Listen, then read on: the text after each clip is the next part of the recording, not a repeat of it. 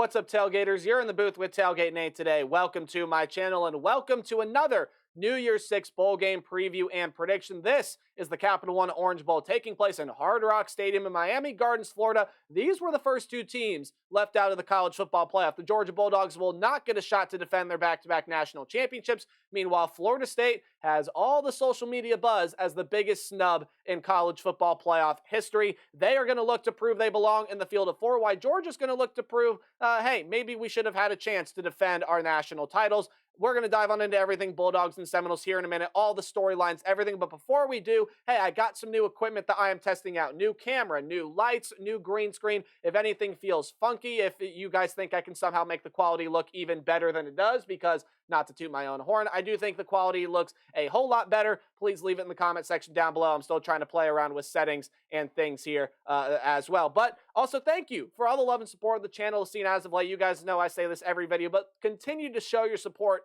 in any way you can. Any way you interact with the channel helps support what I do here on YouTube, whether it's doing what you're doing now and watching the video, subscribing, ringing the bell, liking, commenting, sharing, or anything else. I appreciate whatever you guys are willing and or able to do. And before we dive on into this one, sometimes it can be a little tricky to determine, okay, who's opting out, who's not playing, who's entered the transfer portal, who is playing, things like that. So Bulldog fans, Seminole fans, if I missed something or there's something that comes out after this video goes up, please let me know in the comment section down below. I'll be happy to read through all your guys' thoughts and little corrections that you guys may make. But hey, without any further ado, let's dive on into the stats that both these teams have put up so far this season. And even with all of Kirby Smart's pleading and saying, hey, look, this is one of the best four teams in the country, Georgia losing the SEC championship game was enough to keep them out of the college football playoff. Crazy how you can be number one pretty much all season long, and then you end up dropping the one game. It's just the reality of the college football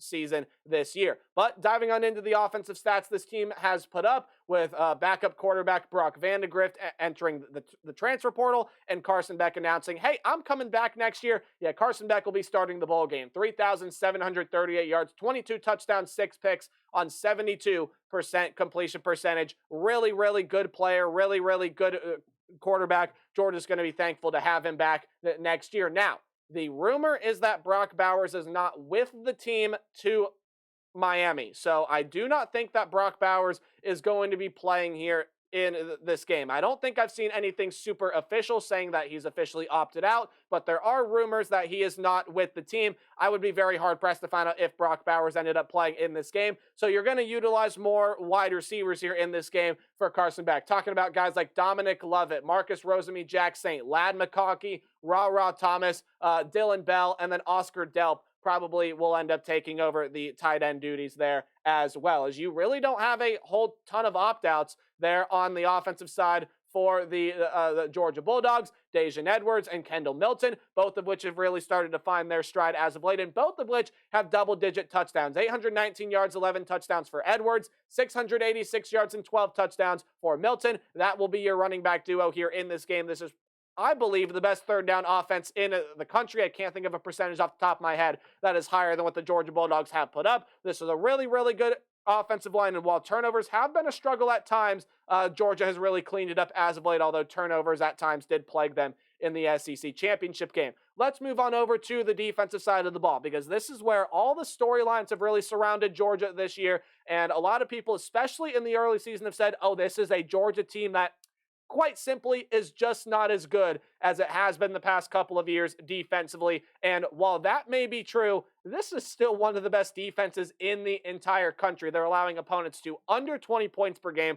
under 300 yards per game. They're one of, if not the best third down defense in the entire country. And even though the pass rush may not be as prevalent as it has been in years past, it can still generate pressure to the quarterback. It still has a really good defensive front that's really good at slowing down the run, and it still has a very, very punishing secondary that has generated 44 passes defended and 12 interceptions so far this season. You notice they've only forced 13 turnovers. Yeah, 12 picks so far this year. So 12 of those have come from the secondary. Now, you are going to be without one of your better defensive players, and that is linebacker Jamon Dumas Johnson. 34 tackles, 3.5 sacks, 2 passes defended. But as far as I can tell, pretty much everyone else is going to be here competing with this Georgia team. Your two leading tacklers in Smail Mondon, Tyke Smith should be there, and a slew of other weapons that Georgia has defensively, I believe, should be playing here in this bowl game. Let's move on over to the Florida State offensive side, and here's where the opt-outs just start to roll in.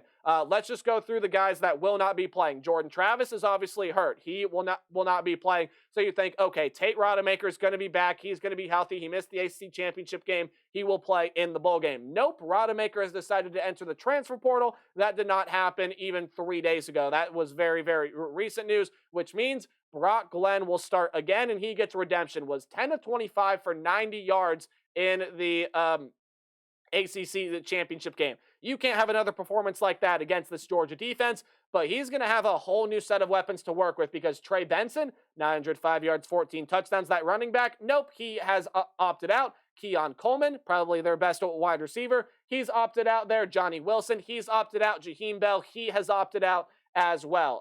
So you have a ton of offensive talent that will not be with Florida State here for this bowl game. But even with Brock Glenn there, look, this is an offense that didn't turn the football over. It was an offensive line that still was pretty solid. It is going to be without offensive tackle Bless Harris here as he has entered the transfer portal. But Brock Glenn gets redemption. I don't know if Lawrence Toafili is even playing here. If that happens to be the case, he's going to be that feature back. If not, it will end up being either Rodney Hill, or Keziah Holmes, and then in that wide receiver room, well, your top three wide receivers are out. So Kyle Morlock will be that tight end. He's the leading receiver in terms of guys that are going to be playing here in this game. Ja'Kai Douglas will be there, and then you have a bunch of fresh faces that you're going to have to try to use in the wide receiver room there as well. Guys like Darian Williamson, Destin Hill, Hakeem Williams. Those are guys that are going to have to step up and play some big roles. But let's move on over to this Florida State defense because it also has its fair share of players not playing. Now, Jared Verse is probably one of the best edge rushers in the entire country. He is opting out to prepare himself for the NFL draft, 41 tackles, 9 sacks. You're also going to be without another defensive lineman in Fabian Lovett. However, there is some good news for Florida State on this side of the ball. Tatum Bethune, Kalen Deloach, and DJ Lundy, your top three leading tacklers, all of them linebackers, should be playing here in this game. You're going to have a lot of members of that secondary playing as well. Guys like Renardo Green, Fentrell Cypress, Kevin Knowles, Jarian Jones, and others as well. This is a secondary with 73 passes defended, and even though you're losing Jared Verse, Fabian Lovett, guys that can create pressure to the quarterback, I just mentioned a couple names there that can also create pressure to the quarterback. It's a pretty darn good rush defense at times. Again, sometimes it can struggle. Really good ball hawking secondary, as you just heard me say, 73 pass defended. And much like Georgia, they're one of the best third down defenses in the entire country. This all leads me into my what to watch for. Kind of like your keys to the game. It's just some things I think you should keep an eye on while you're paying attention to this one. The Georgia Bulldogs, I think the keys to the game here are relatively simple for them. So we're going to go through them here really quickly. Even with all of the talent that Florida State still has defensively playing in this game, especially in the linebacking room, without Jared Verse, without Fabian Lovett, without some of those big guys present on the defensive front, the Georgia run game should work. I think Milton and Edwards are going to have not necessarily a field day, but they're going to have a pretty good day there running the ball, and Beck is going to have a very tough secondary to solve. You just heard me say, look, this is a ball-hawking secondary. They love to knock passes down. They've only generated 10 picks, but still, this is a secondary that has pretty much every piece back, at least as of recording this video. Is going to be very, very tough to solve, and Beck definitely is good enough to do it, but without Brock Bowers, you need someone else to step up and be that game-wrecking wide receiver, if so Georgia happened to need it. And again, defensively for Georgia, I mean, hey, the key should be pretty simple. You have a ton of Florida State opt-outs here to work with. All Georgia does has to play really good fundamental football, be able to let your physicality take over, pressure Brock Glenn, yada, yada, yada. But the Seminoles still have some playmakers that are waiting in the wings that I think are going to show out and have some pretty good games. Some of those wide receivers that I mentioned, and then Keziah Holmes is the running back that I really like, and I think he can have a pretty good day. But the Dogs' physicality, I think, is just going to take over. I think that Georgia's absolutely the more physical team here. What can Florida State do to win this game? Well, first off, Brock Glenn is getting himself a redemption story. He's going to need to play really, really well without turning the football over. Again, just did not have the completion percentage, the yards didn't have whatever he needed to be able to help Florida State as much as he needed to win the ACC. Now, Florida State still went and won the ACC championship, but it was not because of Brock Glenn. I think we can all sit here and say that. He did make some good throws, had some good guys open, but this is his redemption story. And again, he's got a lot of new weapons to be able to work with. It's basically an entirely overhauled roster to what Brock Glenn was working with in the ACC championship game, at least offensively. Again, no Trey Benson, no Keon Coleman, no Johnny Wilson, no Jaheim Bell.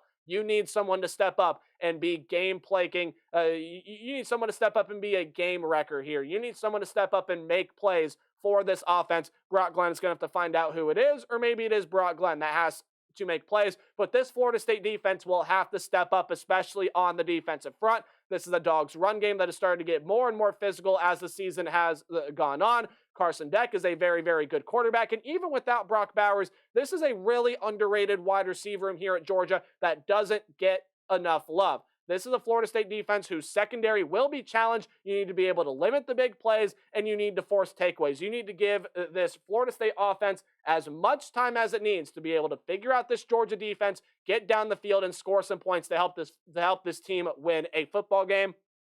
But guys, I just quite simply think, and I mean, Vegas shows it here. I mean, a 19-point spread.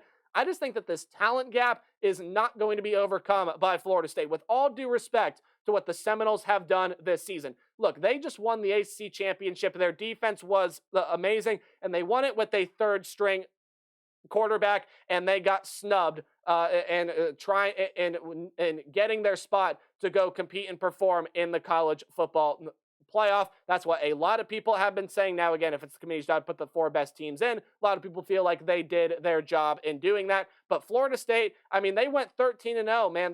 They are the first undefeated conference champion to miss out on the college football playoff. You don't think these guys are going to be motivated to come out here and try to win this game? You bet they are. But Georgia has too much physicality. They have too much talent. I just don't see Florida State being able to come out here and win this game. Now, if Tate Rodemaker was playing, that might be a different story. But without the slew of offensive weapons that you will not have here in this game, I think the defense will step up and make plays. But I think this Georgia defense will step up and make more plays. It'll help the Bulldogs win the Orange Bowl 34-17 is the way I see it playing out. Let me know your thoughts in the comment section down below. And hey, as always, remember to play hard but tailgate harder. I'll see all you guys in the next video. Goodbye.